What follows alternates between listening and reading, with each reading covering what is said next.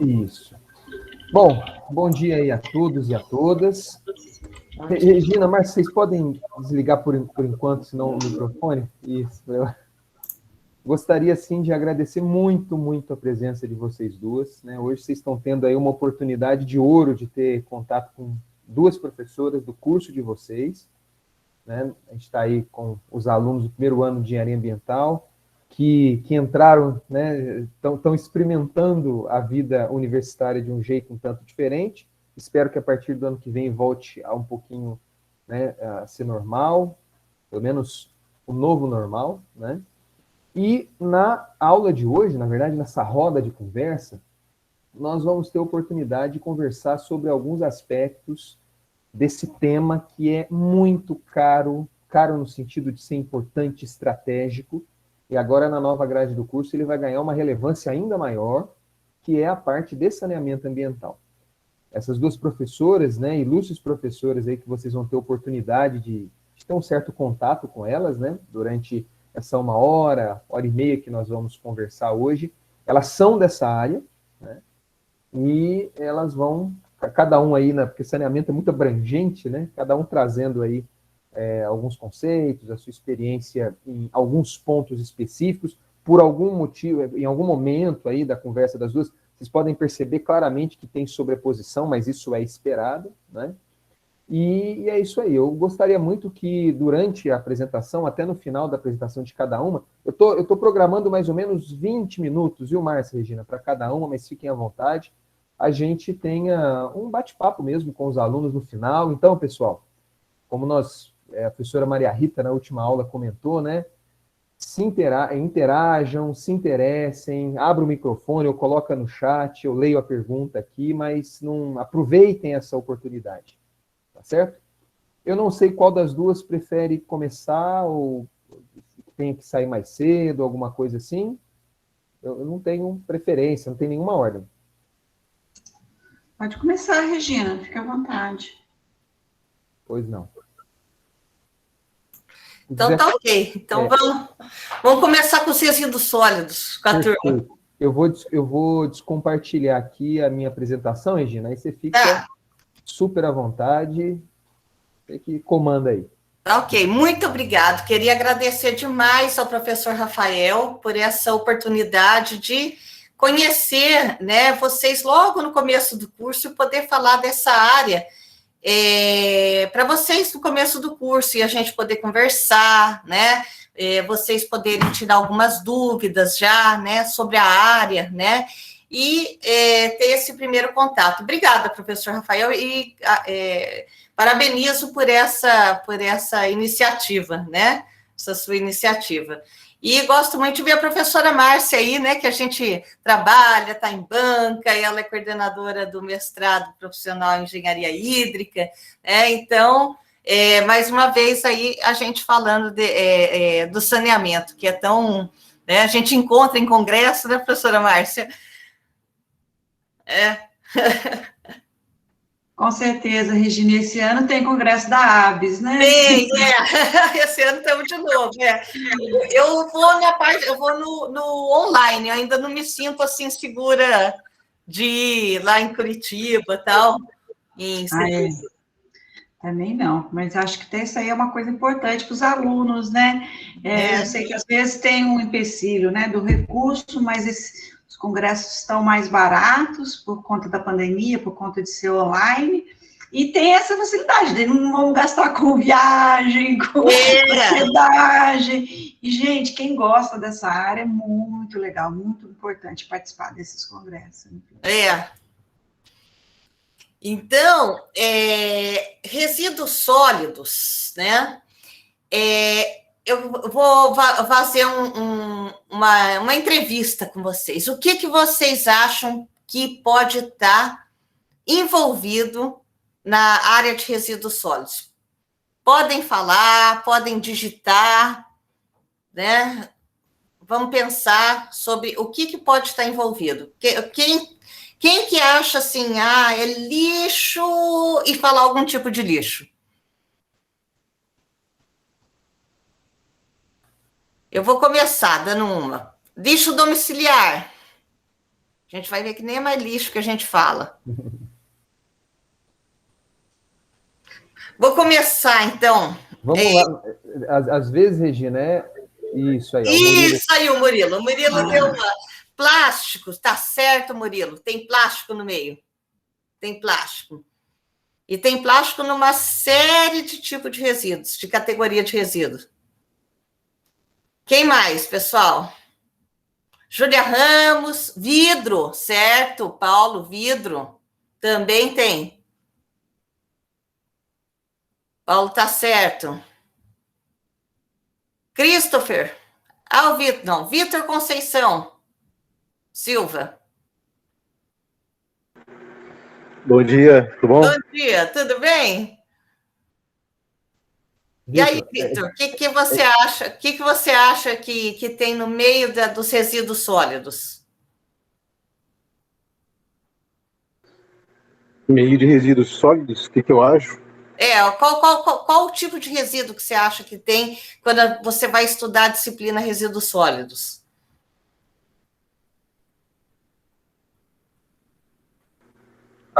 Plásticos, assim, vidro. Plástico, vidro, isso. Para vocês terem uma ideia, né? Quando a gente fala de resíduos sólidos, a gente vai lidar com resíduos sólidos domiciliares, por exemplo, né? E aí, se o professor Rafael me permite, colocar a Política Nacional de Resíduos Sólidos aqui para vocês. Tecido, certo, Ana Helena? Tecido. Não é muito comum o pessoal falar isso. Olha lá, isso é. Então, vou colocar aqui, compartilhar.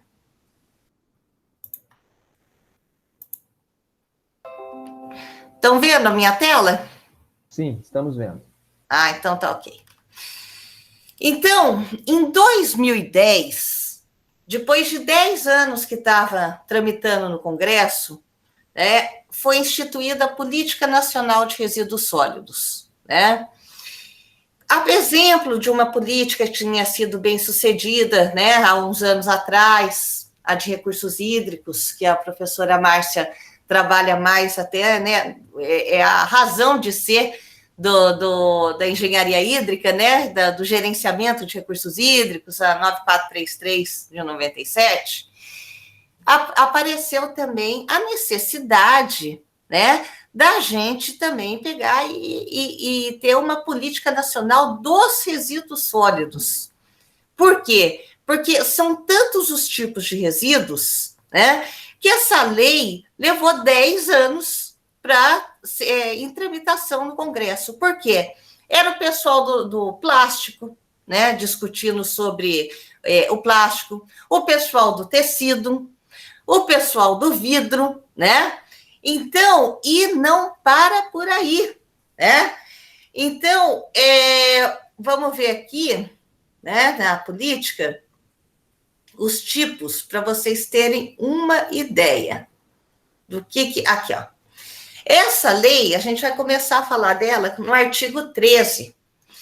Os resíduos sólidos, eles vão ter uma classificação contra a origem em resíduos domiciliares, né? Os resíduos domiciliares, são os primeiros que vieram na cabeça de vocês, que vêm das atividades domésticas nas nossas residências, né? Então, que tem plástico, que tem vidro, né? Tecido, né?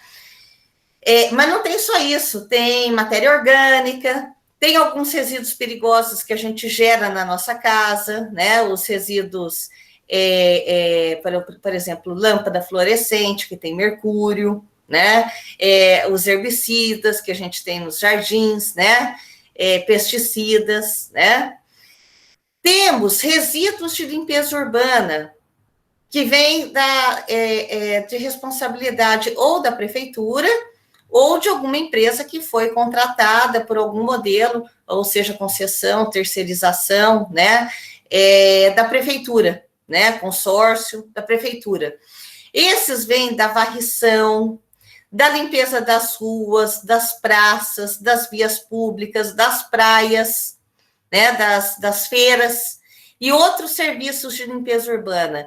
Então, gera-se bastante resíduo imaginando a área dos municípios, pode imaginar, né, que seja o quê? Resto de alimento, folhas, né, secas, poeira, né? Então, tudo o que nós temos aí no serviço de varrição de limpeza dos logradouros, né? E os resíduos sólidos urbanos é o somatório desses domiciliares mais o de limpeza urbana. Mas não são só esses, né? Temos resíduos de estabelecimentos comerciais e prestadores de serviços, né? Aqueles que prestam serviços. E aí a gente vai por uma exclusão, né? A gente vai falar deles, né? Primeiro falando as exceções das alíneas B, E, G, H e J. Quem são a B, né? A B são os resíduos de limpeza urbana. Então, não é um prestador de serviço que esteja na limpeza urbana. Quem é a exceção E? São os resíduos de serviço público do saneamento básico. O saneamento básico, né? E aí ele excetua a linha C, ele não conta o resíduo sólido urbano, né? Por quê? Porque senão ia ficar muito, né? E eles querem, na verdade, discriminar os tipos de serviço para efeito da lei, a gente poder falar de plano de gerenciamento, uma série de coisas, né? Os resíduos do serviço público de saneamento básico, por exemplo, se você tem uma estação de tratamento de água, você faz a separação da matéria para deixar aquela massa líquida em condições de potabilidade, né? Você tem uma estação de tratamento de esgoto, você faz uma separação da matéria que está ali junto com a água, né? E que muda as características daquele esgoto para que você deixe em condições de padrão de lançamento, né? Tudo isso determinado por lei, né? Aí, quando você faz uma separação da matéria, a gente não cria e nem destrói a matéria, né? A gente só transforma, né? Então, você separa aqueles sólidos que estão dando alguma alteração na característica. Então, vão ser gerados lodos da estação de tratamento de água, lodos da estação de tratamento de esgoto, né? Então, esses são dois exemplos aqui dos resíduos do serviço público de saneamento básico, né, que são gerados nessas atividades. Resíduos industriais. Aí, né, nós começamos com um mundo, né? Tanto que eu dou uma disciplina, né, agora no segundo semestre, que fala só sobre os resíduos industriais, né? Porque são vários os processos produtivos, às vezes, para você ter um tipo de material. Por exemplo, papel, você tem o sistema Kraft, né? Um dos tipos do sistema para você fazer papel, né?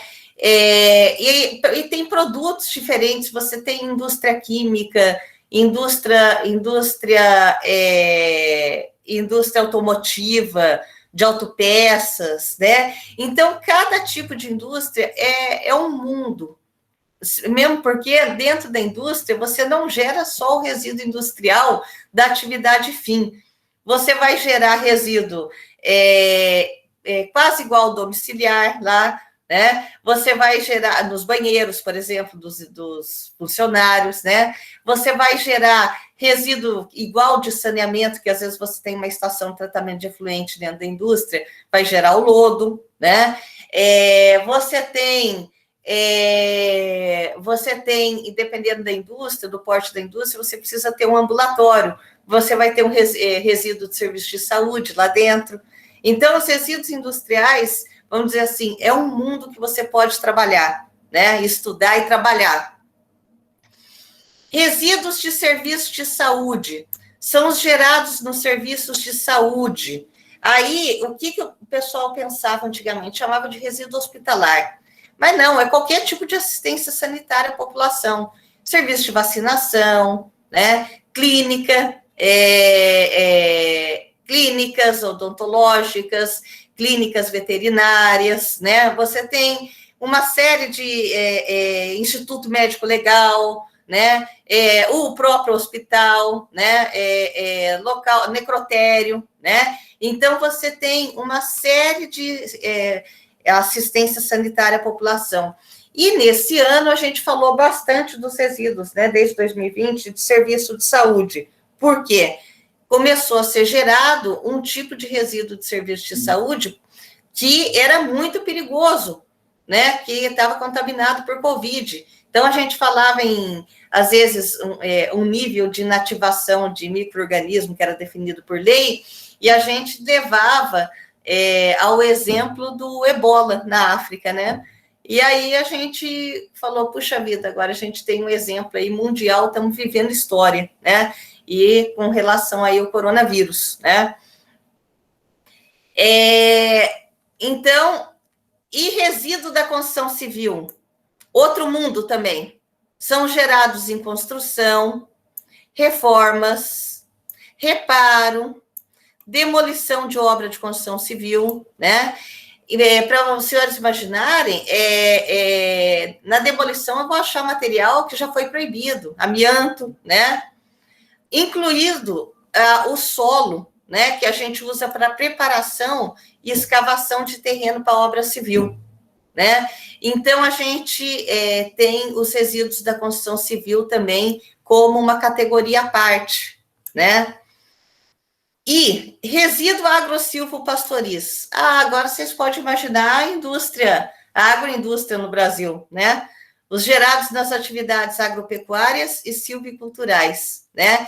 Incluído os insumos nessas atividades, né? Então, os pesticidas, herbicidas, né?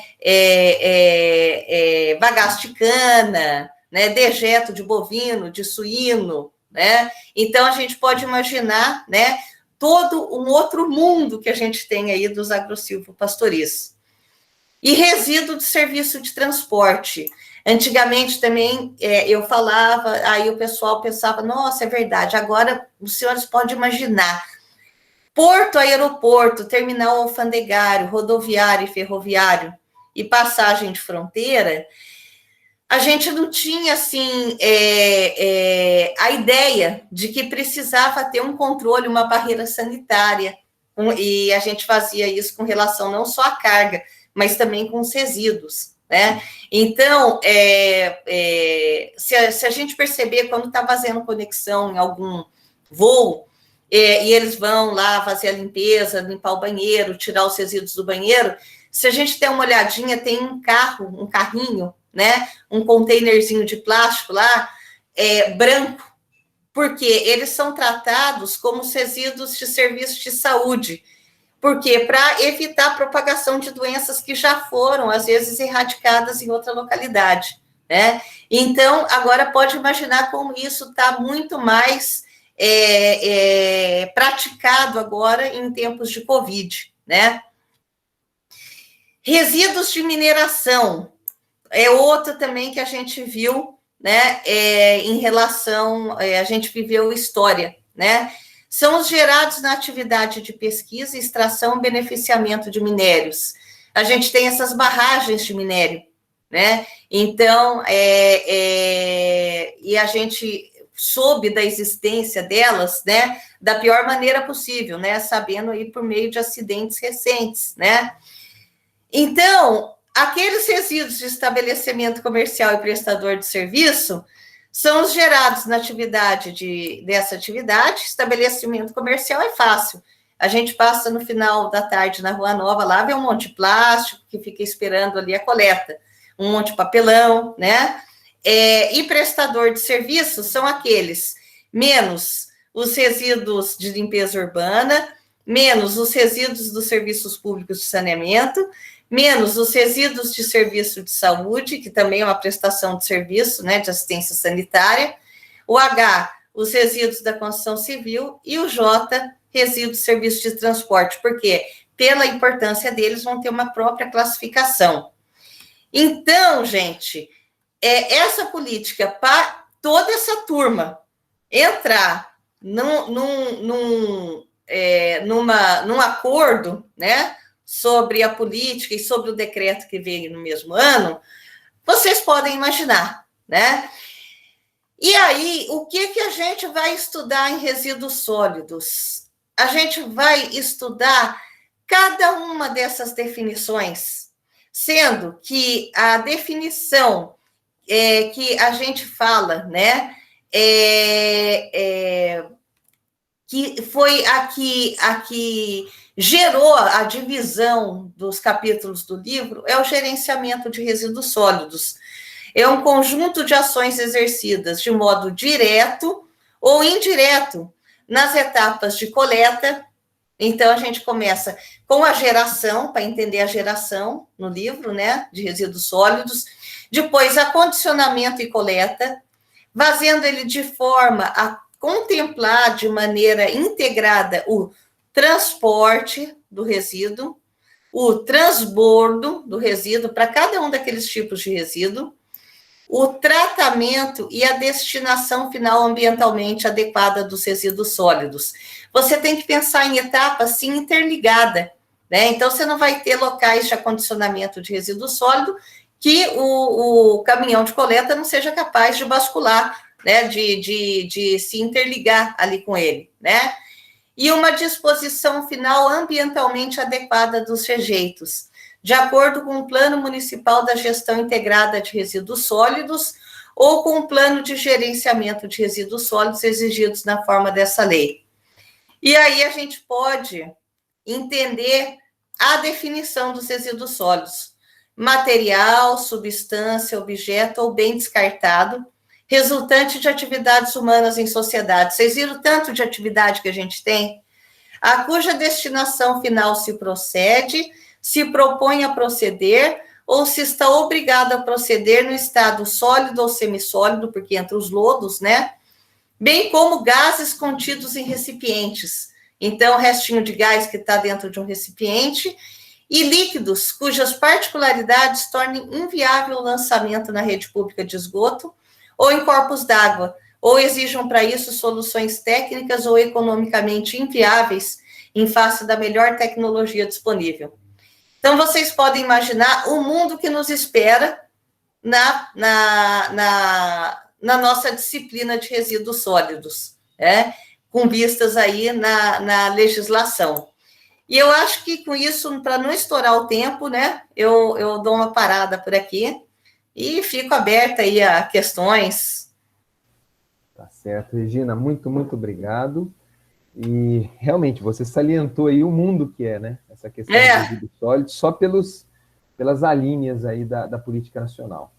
Pessoal, perguntas, dúvidas, comentários? Vamos lá. Aproveitem, pessoal. O Vitor, pois não? Oi, bom dia, professoras. Bom dia. Então, eu achei bem interessante isso, que eu tinha uma noção de resíduos assim, né? Imagina assim, sei lá, reciclagem. Você tem um plástico e você recicla. Quando, na verdade, você tem toda uma série de lugares que vem esse plástico, tá? Vacina. Tem o plástico da seringa, então você não pode simplesmente chegar ali e tratar ele do mesmo jeito que você trata outro tipo de plástico. Eu queria perguntar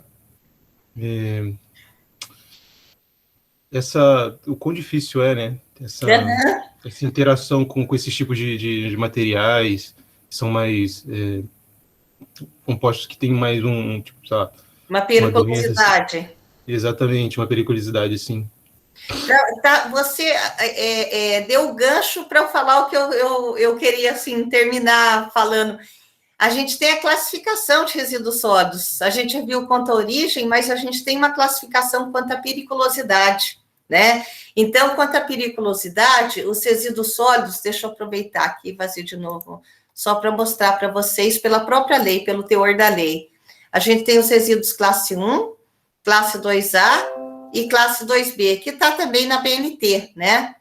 Então, quanto à periculosidade, para vocês verem aqui, né? A gente falou né? Aqui. Quanto à periculosidade, é inciso 2 aqui, né? Então, nós temos resíduos perigosos e que pode ter em qualquer uma dessas alíneas aqui. Aqueles que, em razão de suas características de inflamabilidade, corrosividade, reatividade, toxicidade e patogenicidade. Quando você falou da seringa, a gente entra na patogenicidade. Carcinogenicidade, teratogenicidade e mutagenicidade apresentam significativo risco à saúde pública ou à qualidade ambiental. E aí, de acordo com lei, regulamento ou norma técnica, né? E nós temos os resíduos não perigosos, são aqueles que não estão enquadrados na linha A. Na BNT 10.004 de 2004, tem uma subdivisão desses não perigosos, os não inertes, né, que pode ter alguma característica de biodegradabilidade, um pouco de inflamabilidade, mas não a característica que daria a periculosidade. E os resíduos inertes, né? Então, por exemplo, resíduo de construção civil, tudo inerte, né? Então, a gente tem essa divisão, né, da periculosidade. Você vai ter perigoso e não perigoso, não inerte e inerte, em todos esses tipos aqui, né? Em todos esses tipos. Então, eu penso que 64 horas, se deixar, a gente podia até dobrar esse tempo para falar de resíduo sólido, né? E outra coisa que eu queria falar aqui para vocês, né, uma coisa interessante já no início, o pessoal pensa, eu sou obrigado a seguir a BNT? Quando na lei fala, de acordo com a lei, regulamento ou norma técnica, aí você tem que usar a BNT, quando na lei faz essa menção à norma técnica, né? E é bom você usar a BNT, por quê? Porque você tem um padrão, né? Você mostra que você tem um referencial que é acreditado, né, no Brasil, né? E como ela é representante da ISO aqui no Brasil, né, internacionalmente.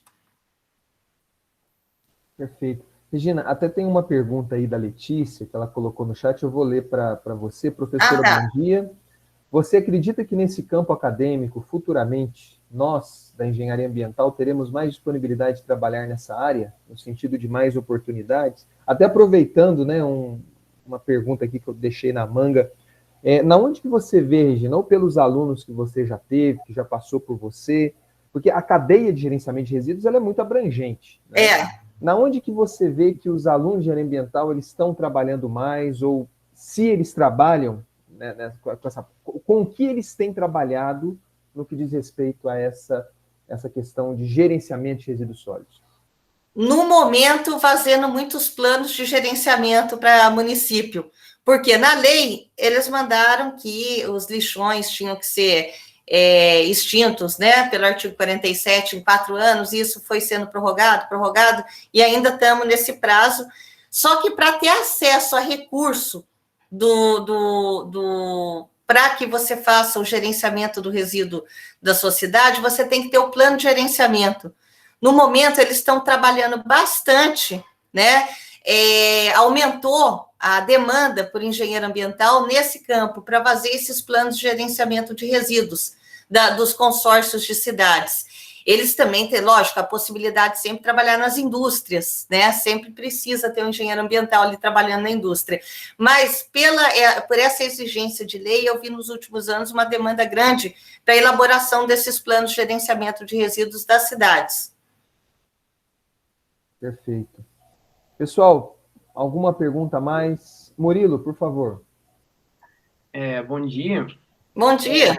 Eu queria perguntar se não sei, né, se eu até estou fugindo um pouco do tema, mas se na sua opinião, né, se tem alguma maneira ou algum material que seja eficiente na substituição do plástico para não gerar esse excesso de resíduo sólido que a gente tem hoje. Porque eu sei que hoje, por exemplo, a gente tem o plástico biodegradável, né, que já dá uma ajudada. Mas aí eu queria saber de mais opções e se tem mais opções, né? Excelente pergunta. Murilo, eu peguei a transição, né? A gente tem materiais, voltar no passado. A gente tem materiais, né? E eu era criança na época, achei o máximo a era do plástico, né? Então, por exemplo, você ia no supermercado, eles te davam um pacote de papelão, né? Que às vezes algumas padarias dão, até uma coisa meio saudosa, nostálgica, né? Você ia comprar refrigerante, você tinha que levar o refrigerante, o vasilhame, né?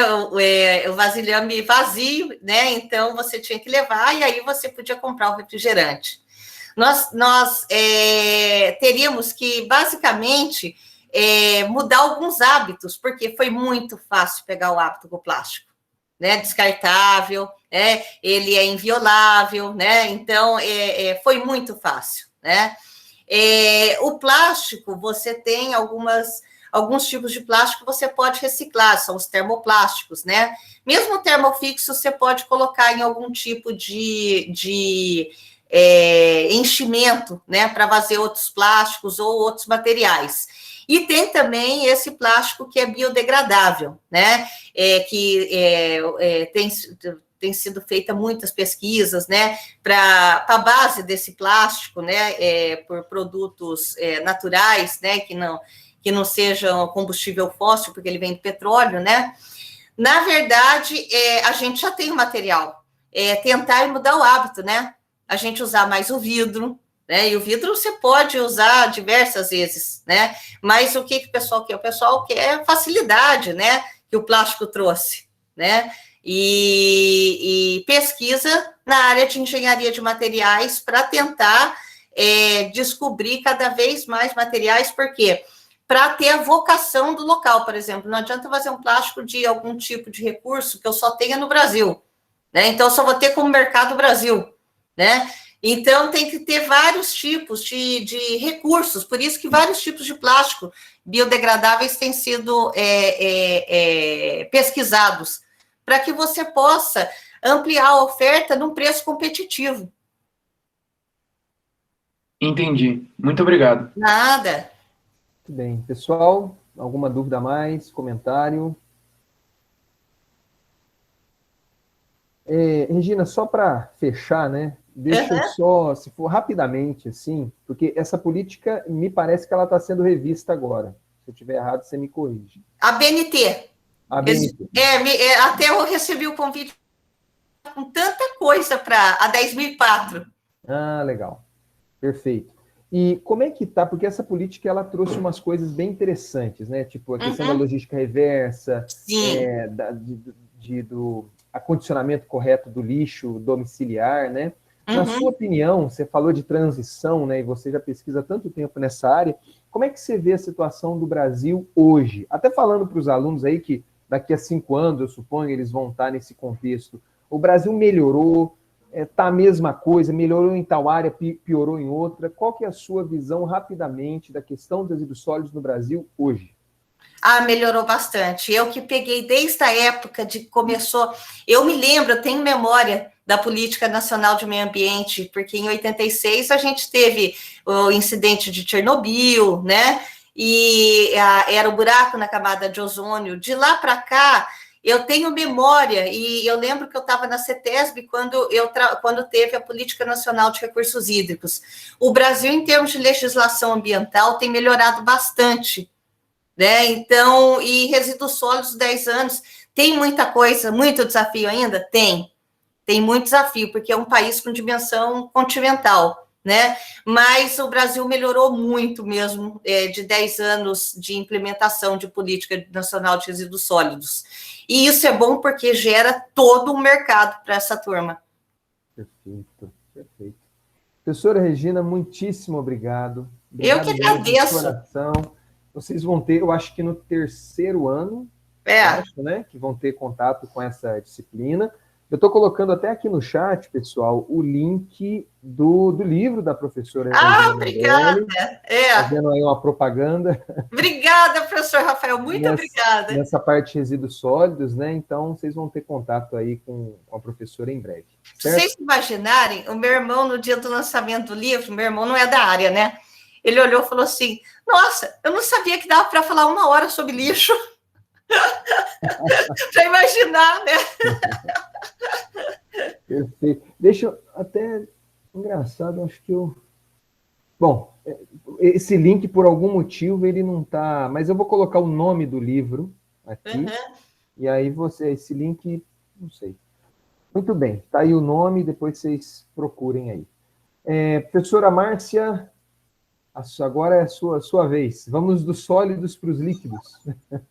Fique à vontade, professora.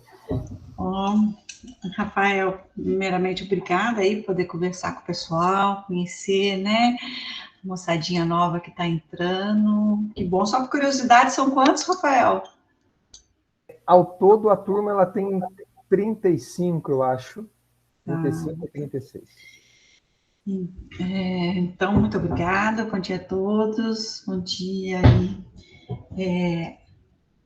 Pessoal, só para a gente começar a entender um pouquinho, né, mais aí, onde que eu vou falar para vocês, né,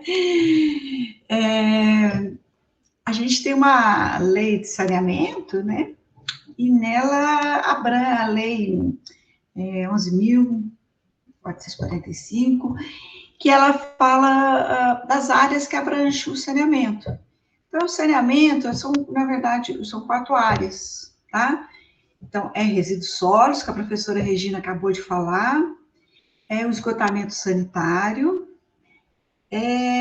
a parte de água, abastecimento, e a parte de drenagem, tá? Então, a professora Regina, né, na parte aí de resíduos sólidos, depois a parte de água e esgoto, acho que também, aí a parte de esgoto, que vocês vão ver comigo, na parte de tratamento, e depois na parte de água, a parte mais prática, porque da água quem dá, acho que é a Irlane, não é isso? Não sei, Regina e Rafael, né? Regina e Irlane, exato. E a parte de drenagem, que é como optativa, não é isso, Rafael? Por enquanto está. Uhum. Isso. Então, são essas 4 áreas, tá? Então, drenagem, ela também faz parte do saneamento, também é tão importante quanto, né? Mas aqui a gente tem às vezes algumas linhas, né, que vai dando ênfase a cada curso, tá? Então, por exemplo, vocês têm muito essa ênfase, né, no esgoto e na água, que resíduos sólidos também, né, que a parte também não prática, mas a parte de tratamento, a parte de redes. Então, vocês veem com bastante profundidade, né? Já a parte de drenagem, né, ela já é mais voltada lá para o pessoal da engenharia hídrica, mas claro que vocês podem trabalhar, podem conhecer e aprofundar, né? E já lá a engenharia civil, né, que eu também dou aula, a gente já não foca tanto na parte de tratamento, né, tanto de água quanto de esgoto, justamente porque lá a gente vê mais rede, né, rede de água, rede de esgoto, e para deixar que a parte de tratamento aprofundada aqui nenhuma. Mas é claro, se algum engenheiro civil quiser aprofundar, eles fazem aqui como optativa, né? A gente tem essa vantagem de ter esses 3 cursos que são muito interligados, né? Então, engenharia civil, engenharia ambiental e engenharia hídrica. Então, cada um dá aquela ênfase maior para o seu curso, mas com habilidades para qualquer um dessas engenharias se aprofundar, né? Então, aqui eu vou falar tentar um pouquinho falar sobre água e esgoto, já que a Regina falou aí sobre, né, resíduos sólidos, que ela é especialista, né? Então, o que vocês veem? Primeiro eu vou começar com o que vocês veem, né?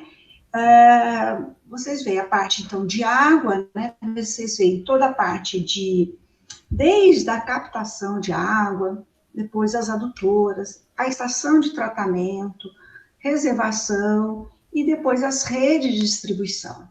Então, vocês vão aprender, né, como avaliar um manancial, escolher um manancial de água, que é uma coisa hoje rara, né, porque o bom manancial de água é que ele esteja protegido, né, livre de impurezas, mas hoje em dia isso não é uma tarefa fácil, né? Então, depois da escolha, você tem todas as obras para levar aquela água até um ponto de tratamento. Aí vocês vão estudar, né, como que é feito o tratamento da água, né, para atingir os padrões de potabilidade. Então, vocês vão ter uma disciplina específica para ver todas as etapas de tratamento. Tem a parte de laboratorial, né, que acompanha aí toda a disciplina. E aí, depois, a rede de distribuição, que também é uma disciplina específica, né? Então, a rede de distribuição, hoje em dia, questão de perdas é uma coisa importantíssima, que tem muitos estudos sendo feitos nessas áreas para tentar minimizar as perdas, né? Justamente com um grande problema que a gente vive, que é a escassez de água. Então, isso que vocês veem água. Na parte de esgoto, né? O que acontece? Então, a gente recebeu essa água tratada em casa, né? Distribuída através das redes.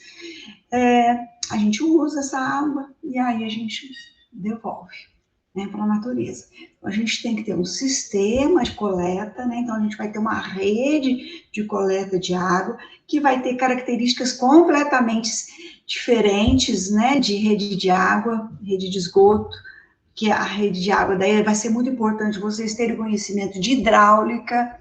Hidráulica é uma matéria muito importante que dá base para essas disciplinas. Então, vocês vão ver que rede de distribuição de água é conduto forçado, rede de esgoto é conduto livre.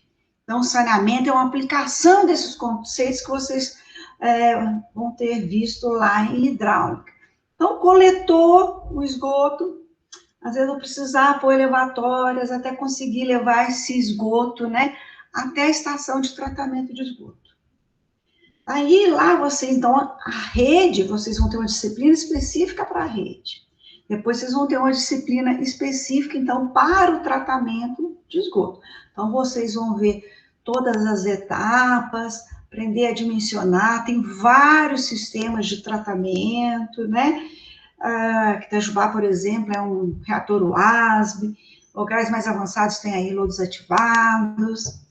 E depois que a água estiver tratada, né, ela vai ser lançada no corpo hídrico, né, se ela atingir os padrões de lançamento.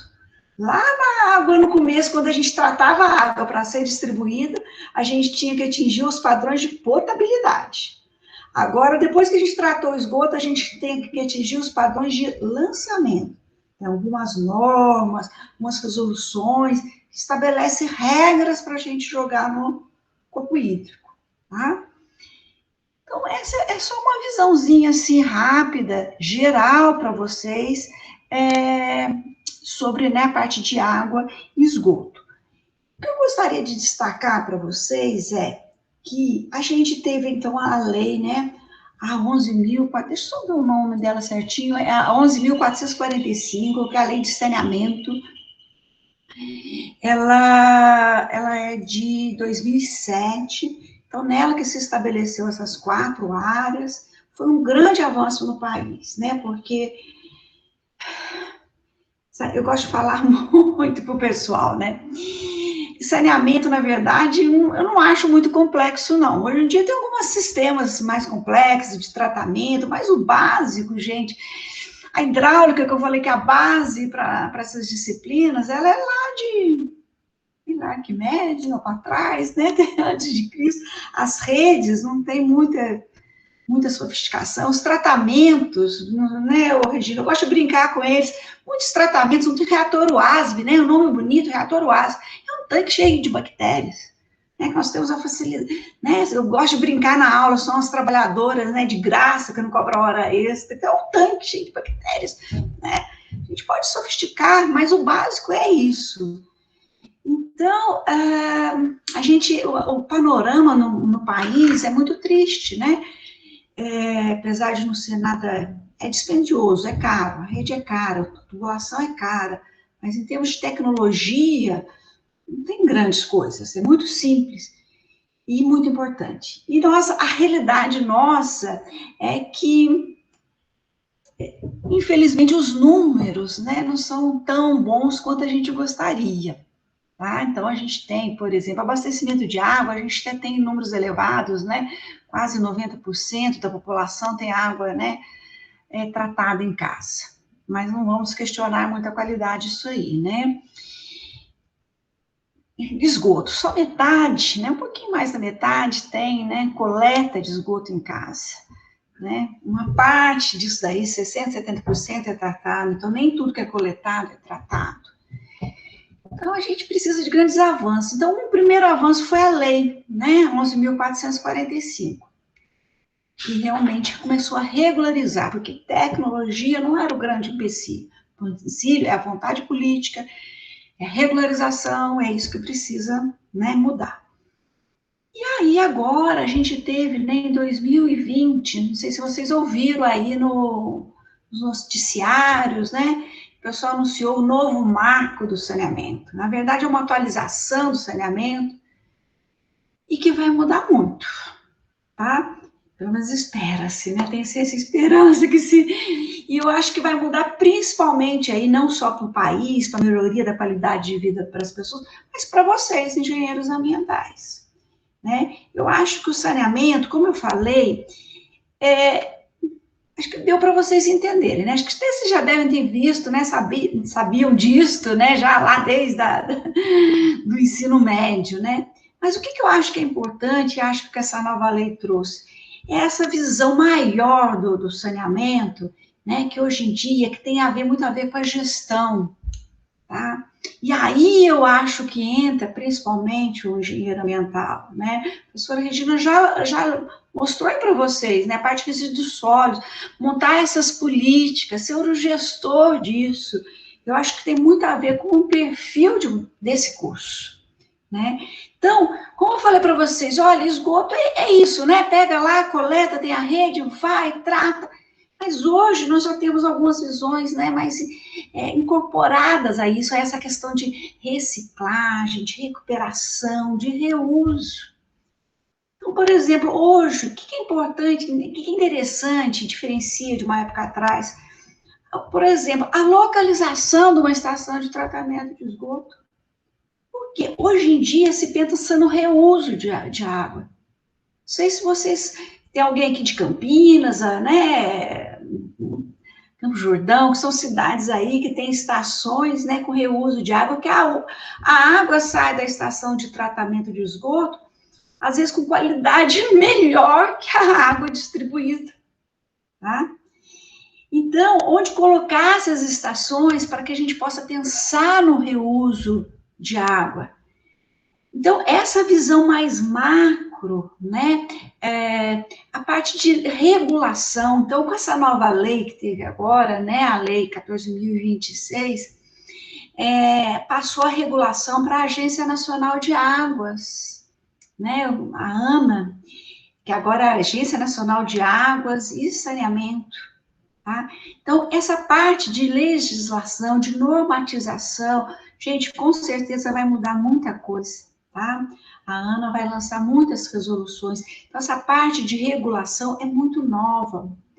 Essa questão de consórcio, que já é muito conhecida, né, na área aí de resíduos sólidos, ela vai vir agora para essas outras áreas também, né, de água e esgoto, para tentar tratar em conjunto, né? Então, questão das companhias de saneamento, e aí é importantíssimo isso para vocês aí que estão começando, né?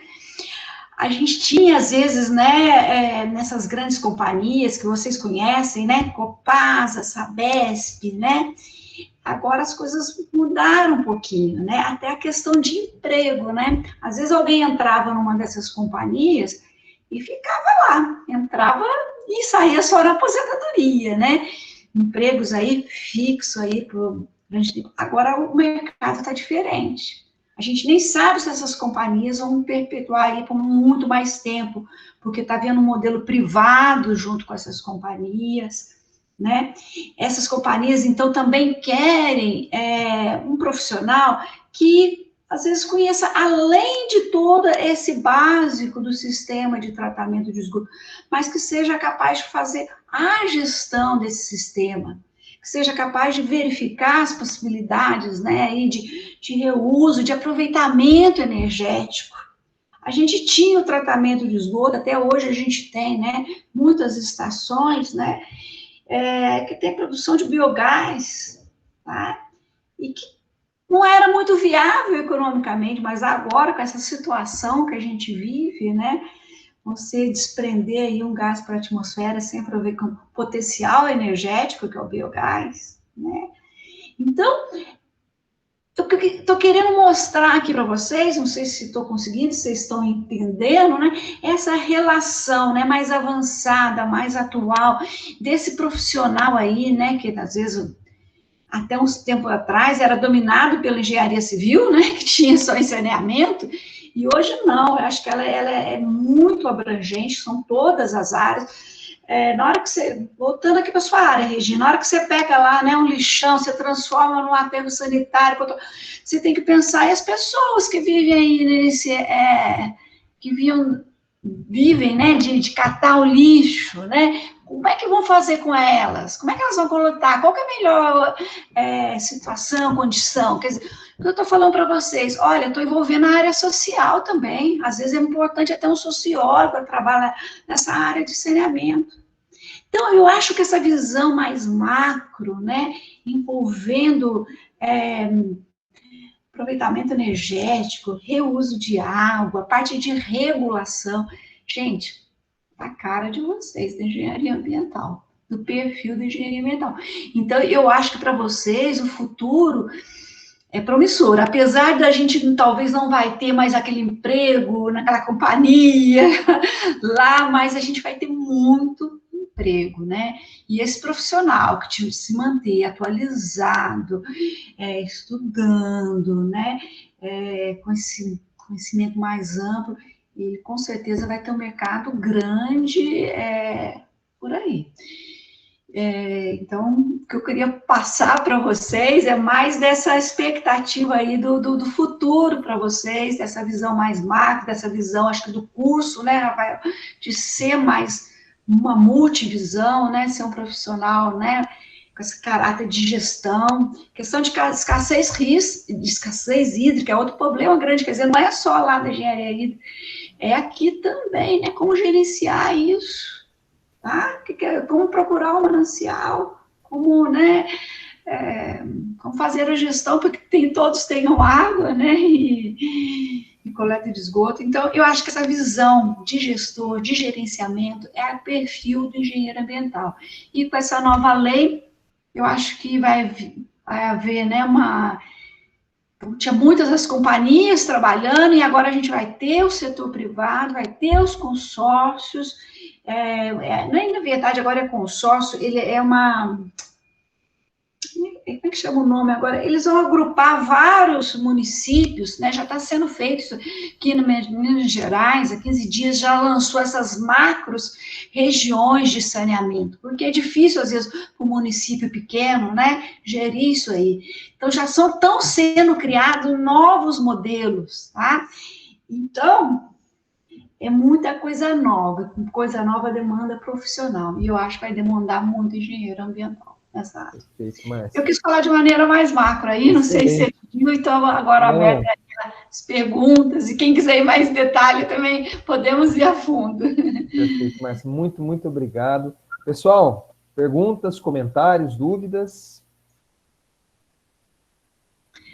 Queria saber, quem que ouviu falar do novo marco do saneamento? Isso é importante. O Vitor levantou a mão. Vitor, por favor. Bom dia, professora. Queria perguntar se o tipo da cidade muda o tipo de saneamento do esgoto. Você vai tratar de um jeito diferente, dependendo do tamanho da cidade, do tipo da cidade. Tá. As características do esgoto, ela varia de cidade para cidade, região para região, do clima, dos hábitos, né? Então, quando você for estudar um sistema de tratamento, você tem que conhecer como é que é o esgoto naquela cidade. Mas não que vai ter um específico para cada cidade, você vai de acordo com as características daquele esgoto, né? Você vai tratar você vai, às vezes, requerer, se o esgoto tiver muitas características aí, né? Por exemplo, no Brasil, vou falar de maneira geral, é muito interessante os tratamentos, só os tratamentos biológicos. Por quê? Tratamento, a temperatura influencia muito, né? As bactérias são mais ativas, com temperaturas mais altas. Então, por exemplo, no Brasil, de maneira geral, né, os tratamentos biológicos são ótimos, porque a gente tem temperaturas elevadas, né, se a gente pensar lá com regiões muito frias, que daí eles vão ter mais dificuldade, né, de manter uma temperatura lá, daí vão ter gasto energético. Aqui o gasto energético é baixíssimo, né, se a gente pensar só no tratamento. Se a gente pensar na região centro-oeste, né, tratamento de esgoto, usa-se muita lagoa. Lagoa é muito simples, gente, é simplesmente, né, um tanque escavado, às vezes dependendo do solo, né, no próprio solo, às vezes não, às vezes tem que pôr uma proteção, né, uma impermeabilização, mas é um sistema muito simples. Na região centro-oeste, a gente tem área disponível, a gente tem calor, né, intensidade luminosa quase que o ano inteiro. Então, por exemplo, naquela região favorece muito, né, esse tipo de tratamento, Nordeste também, tá? Região de São Paulo, daí a legislação é mais rígida, né, estão mais avançados, tem mais dinheiro, aí você vai para outros processos aí, né, mais dispendioso, e você não tem tanta área, então você vai pôr um lodo ativado, por exemplo. Reuso hoje em dia, que são as membranas, é um tratamento super sofisticado, tá? Fantástico, maravilhoso, tá? Mas depende de muito dinheiro, muita energia, gasta muita energia, então só para locais onde tem um poder aquisitivo maior. Não sei se eu respondi a sua pergunta, Vitor. Perfeito. Márcia, tem uma pergunta do Paulo, depois nós vamos para a Fernanda. O Paulo diz, aí no chat, né? Como foi dito pela professora Márcia, as redes de tratamento não têm muita sofisticação atualmente. Diante disso, eu gostaria de saber quais são os primeiros passos para a melhoria dessas redes e em que época teremos um melhor sistema de tratamento de água e esgoto ou se ainda estamos longe de tais upgrades. Ou seja... Paulo, eu quis dizer aí que elas não têm, porque elas são simples mesmo, não tem que ser melhor, a rede não tem que ser melhor. O que o máximo, questão que eu quis falar, o transporte através de tubulações, né, esse conceito, ele é lá de antes de Cristo, e vai continuar daqui, né, a hidráulica não vai mudar.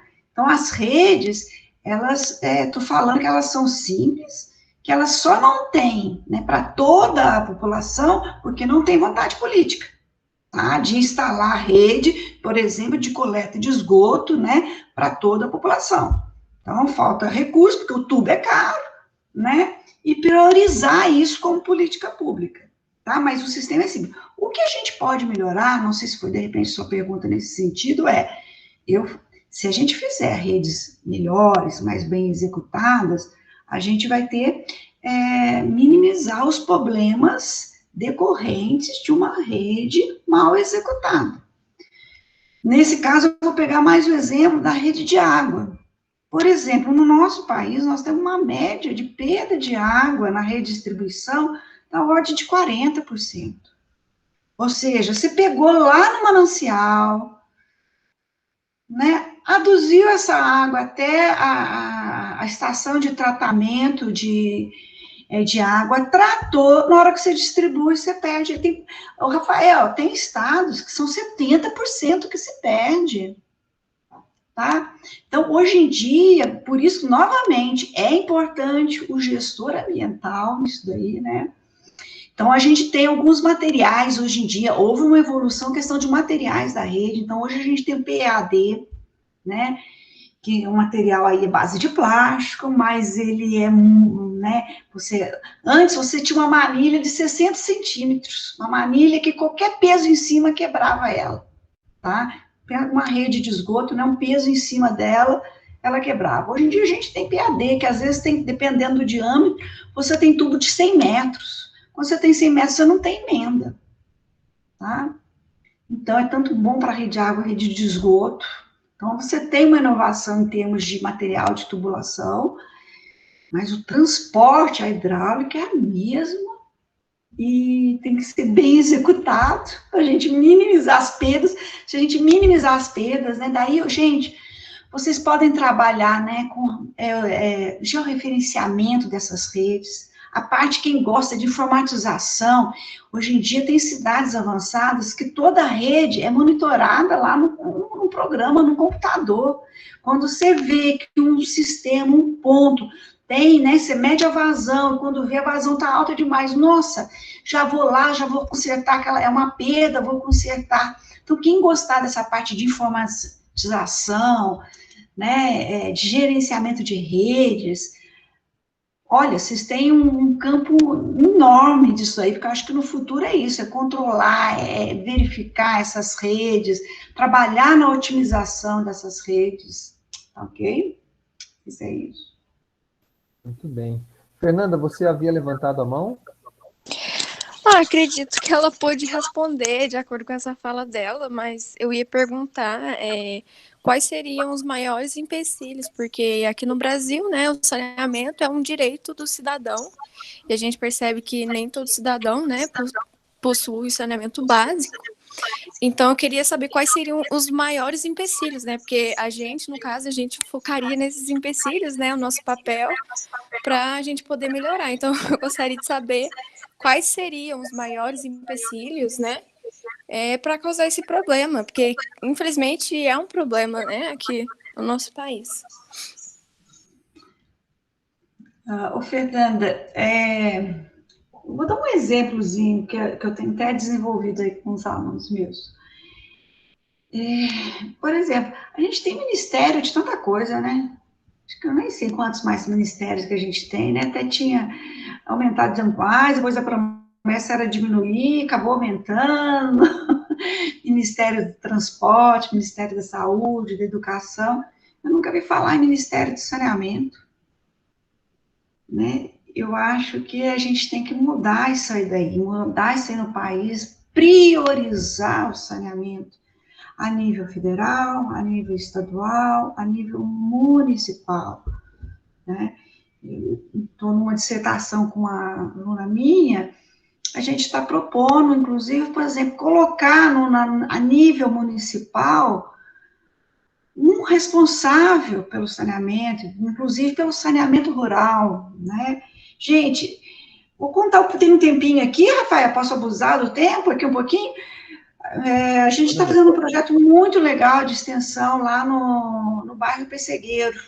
Eu, coordenada a professora Ana Lúcia, professora Nívia Tabara, professora Irlane, muito legal. Mas o que é interessante lá nesse bairro Pessegueiro, que é aqui em Itajubá, né? Muita gente de Itajubá mora lá, mas trabalha aqui em Itajubá, mas é um bairro rural, e tem um córregozinho que passa no meio desse bairro. Gente, a população lá, até eles têm tubulação da casa deles até esse córregozinho. Esse córregozinho, onde que eles usam para regar a lavoura, né? Tem um campinho de futebol, lá então eles brincam do lado com o riozinho. Gente, o riozinho, nessa área rural, né, que a gente fala, nossa, vou morar no campo, é um esgoto a céu aberto. É um esgoto a céu aberto. Então, eu fiquei imaginando esses dias isso aí se multiplicando pelo país, né? Pequenas comunidades isoladas, comunidades rurais, né? Sem questão da área urbana, mas que estão ali, né? Morando no campo, na área rural, mas jogando seu esgoto nesses riozinhos, né?